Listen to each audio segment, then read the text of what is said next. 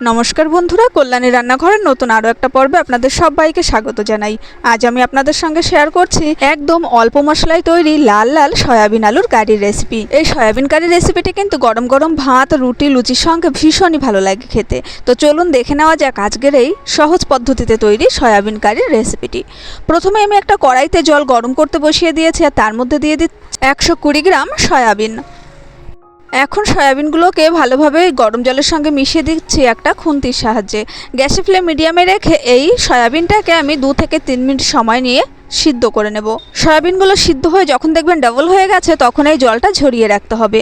কড়াইতে দিয়ে দিচ্ছি বেশ খানিকটা পরিমাণে সর্ষের তেল, আর তেলটা গরম হয়ে গেলে কড়াইয়ের চারিদিকে একটু লাগিয়ে দিয়ে দেবো ছোট টুকরো করে কেটে রাখা আলু। 3টে আলুকে ছোট ছোট টুকরো করে আমি কেটে নিয়েছি। আলুটা ভাজার জন্য দিয়ে দিচ্ছি অল্প পরিমাণে লবণ আর হলুদ আর লবণ দিয়ে আলুটাকে প্রায় 50 to 60% মতো কুক হয়ে যায় সেরকমভাবে ভেজে নামিয়ে নিতে হবে।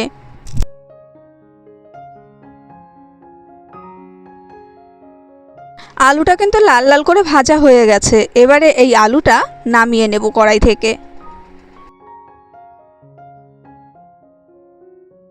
আলুটা নামিয়ে নেওয়ার পরে খুন্তি দিয়ে কড়াইটাকে একটু পরিষ্কার করে নিতে হবে। এখন এই তেলের মধ্যে দিয়ে দেবো আরও 1 টেবিল স্পুন সর্ষের তেল। তেলটা গরম হয়ে গেলে ফোড়নের জন্য দিয়ে দিচ্ছি গোটা গরম মশলা, জিরে আর একটা তেজপাতা মাঝখান থেকে ছিঁড়ে দিয়ে দিয়েছি। এবারে ফোড়নটা 30 থেকে 40 সেকেন্ড একটু নাড়াচাড়া করে নিতে হবে, অর্থাৎ মিষ্টি মিষ্টি গন্ধ বেরোতে শুরু করবে ঠিক সেই পর্যন্ত। তো ফোড়ন থেকে যখন একটা মিষ্টি মিষ্টি গন্ধ বেরোবে সেই সময় দিয়ে দিয়েছি একটা মিডিয়াম সাইজের কুচি করে নেওয়া পেঁয়াজ।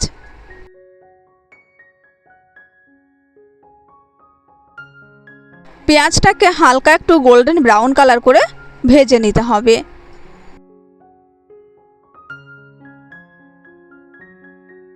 2 মিনিট মতো সময় নিয়ে পেঁয়াজটাকে একটু ভেজে নিয়েছি। তো হালকা গোল্ডেন ব্রাউন কালার আসতে শুরু করেছে, এই সময় দিয়ে দিচ্ছি একটা মিডিয়াম সাইজের কুচি করে নেওয়া টমেটো।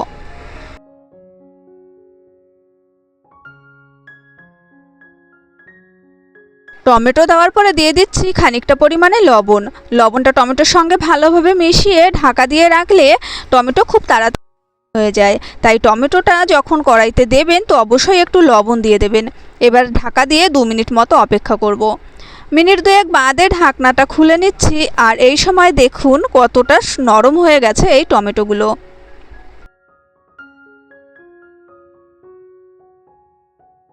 খুন্তি দিয়ে টমেটোটাকে একটু ভালোভাবে ম্যাশ করে নিচ্ছি, আর তারপরেই দিয়ে দেবো এর মধ্যে 1 টিস্পুন রসুন বাটা, দিয়ে দিচ্ছি 1 টিস্পুন আদা বাটা, আর দিয়ে দেবো 1 টিস্পুন লাল লঙ্কা বাটা।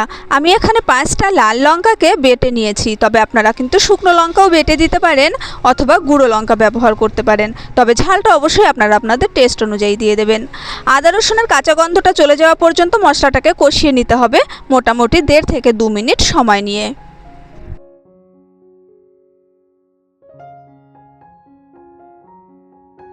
2 মিনিট মতো মশলাটাকে কষিয়ে নিয়েছি। এই সময় দেখুন তেলটা বেশ সেপারেট হয়ে এসেছে।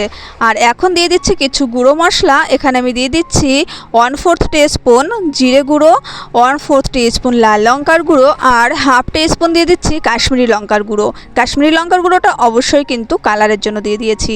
আর দিয়ে দিচ্ছি সামান্য পরিমাণে লবণ আর 1 টিস্পুন হলুদ গুঁড়ো। লবণের ব্যবহারটা অবশ্যই বুঝে করবেন, যেহেতু টমেটোর কষানোর সময় আমরা লবণ দিয়েছি এবং আলু ভাজার সময়ও লবণ দিয়েছি, তাই সেটা মাথায় রেখেই লবণের ব্যবহারটা করতে হবে। সামান্য পরিমাণে জল দিয়ে মশলাটাকে কষিয়ে নিতে হবে। গুঁড়ো মশলা ব্যবহার করার পরে অবশ্যই একটু জল দিয়ে মশলাটাকে কষাবেন, এতে করে মশলাটা খুব ভালোভাবে কষানো হয়। আর জল না দিলে কিন্তু মশলাটা পুড়ে যাওয়ার সম্ভাবনা থাকে, আর এতে করে কিন্তু খেতে বেশি ভালো লাগে না। তো দেখুন মশলাটা আমি 2-3 মিনিট সময় নিয়ে কষিয়ে নিয়েছি এবং তেল সেপারেট হয়ে গেছে। আর এই সময় দিয়ে দিচ্ছি সিদ্ধ করে রাখা সয়াবিনগুলো, তবে সয়াবিনগুলো থেকে কিন্তু জল ঝরিয়ে নিতে হবে এবং হাত দিয়ে চেপে চেপে সয়াবিনের ভেতরে জলগুলোও কিন্তু ফেলে দিয়েছি। আর দিয়ে দিচ্ছি ভেজে রাখা আলুর টুকরো। আলু আর সয়াবিনটা মশলার সঙ্গে খুব ভালোভাবে মিশিয়ে এটাকে কষিয়ে নিতে হবে 3 থেকে 4 মিনিট সময় নিয়ে। ঢাকা চাপা দিয়ে দিচ্ছি মিনিট 3 জন্য। 3 মিনিট মতো বাদে ঢাকনাটা খুলে নিয়েছি, আর এই সময়ের মধ্যে কিন্তু সয়াবিন এবং আলুটা মশলার সঙ্গে খুব ভালোভাবে কষানো হয়ে গেছে। তো একটু নাড়াচাড়া করে নিচ্ছি নিচে যাতে করে ধরে না যায়।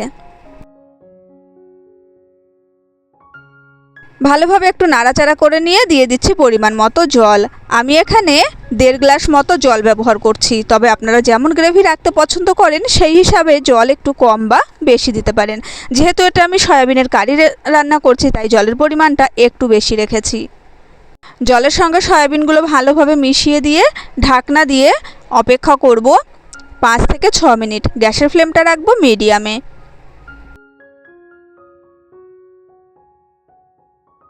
6 মিনিট মতো বাদে ঢাকনাটা খুলে নিয়েছি, আর এই সময় দেখে নেব রান্নাটা কমপ্লিট হয়েছে কিনা।